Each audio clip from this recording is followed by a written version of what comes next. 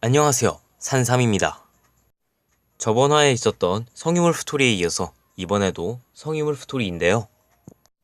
이번의 이야기는 극한의 인프부터 100부터 플레임즈 오브 디스트럭션까지의 이야기를 정리해볼까 합니다. 자, 그러면은 이제부터 시작해보도록 하죠. 극한의 인프부터 100에서는 잭나이츠라는 새로운 카드군이 출시가 됩니다. 저번에는 서킷 브레이크까지의 이야기를 전개하면서 이브가 누군가에게 납치당하는 이야기까지 설명드렸었는데요. 근데 그때 이브를 납치해갔던 그 장본인이 누굴까요? 그 장본인은 바로 이번 부스터팩에서 새롭게 출시가 되었던 잭나이츠라는 그 자식들입니다. 성유물을 둘러싼 함정에서 이브를 납치해간 장본인이 바로 그들이었던 거죠. 그리고 그 전에 나왔던 카드에서도 잠깐이나마 잭나이츠의 모습을 엿볼 수가 있었는데요. 바로 어떤 카드냐? 성유물의 괴뢰라는 함정 카드였습니다. 뒤쪽에 자세히 보시면 산에서 무지개가 나오는데 이제 그 무지개의 빛을 바라는 자체가 잭나이츠 무리입니다. 쥐들이 무슨 LED 조명도 아니고. 아무튼 이제 잭나이츠 무리들은 이브를 납치하게 되는데요. 이브가 사라졌는데 그냥 있을 성장일행이 아니었습니다. 바로 그 성장일행은 잭나이츠의 본거지까지 찾아가게 됩니다. 근데 그곳에 딱 버티고 있던 건 성유물이었던 성순이었죠. 하지만 그 시각 이브는 잭나이츠 무리에게 자신의 재래도구였던 지팡이를 빼앗기게 됩니다. 그 와중에 성장일행이 자기들 거처에 침입한 것을 알고는 창궁의 잭나이츠가 동료들의 무장을 빌려 결국에는 말렉 갑바로 승부하게 됩니다. 그렇게 성은의 잭나이츠와 닌기르수가 서로 만나게 되고 우리의 닌기르수는 리스를 이브한테 보내서 이브를 구출하게끔 합니다. 그런데 간절하게 기다리고 있던 이브에게 온 것은 상냥했던 리스가 아니라 타락해버린 리스였습니다. 사실 시간이 지나면서 리스의 날개가 하나하나씩 검정검정해지는 것을 볼 수 있었습니다. 어떤 이유로 타락이 됐는지 잘은 모르겠지만 서서히 타락되어 갔다는 것을 알 수는 있었습니다. 아무튼 이브 앞에 타락해버린 리스가 나타나는 것을 끝으로 극한의 힘의 스토리는 마무리가 됩니다.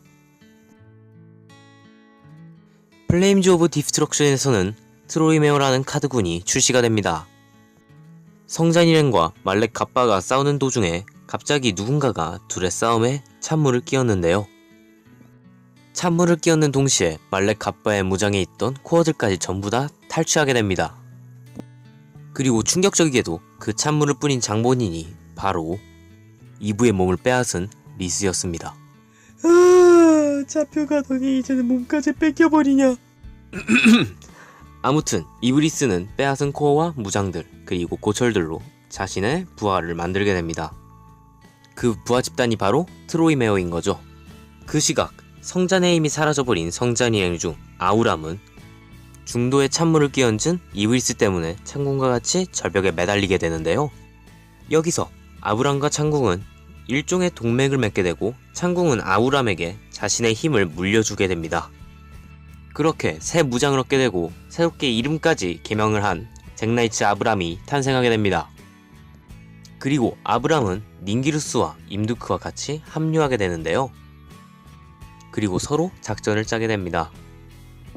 무슨 작전이냐면 닌기루스가 나머지 떨거지들을 해치우는 동안 아브람과 임누크가 어떻게든 이브리스를 저지해보기로 합니다. 그렇게 닌기루스가 어떻게든 시간을 끌고 있는 동안 아브람은 이브리스를 저지하는데 당당하게 실패합니다. 뭐 어쩔 수 없으리라 생각합니다. 아는 애인데 어떻게 싸우겠습니까? 그리고 이브리스가 막타를 치려는 순간 임두크가 그 앞을 막고는 잠들어 있던 이브의 영혼을 깨우게 됩니다. 그리고 깨어난 이브의 영혼은 더 이상의 피해를 방지하기 위해서 자신을 희생하는 것으로 자신의 몸을 희생하는 것으로 플레임즈 오브 디스트럭션까지의 이야기는 끝나게 됩니다.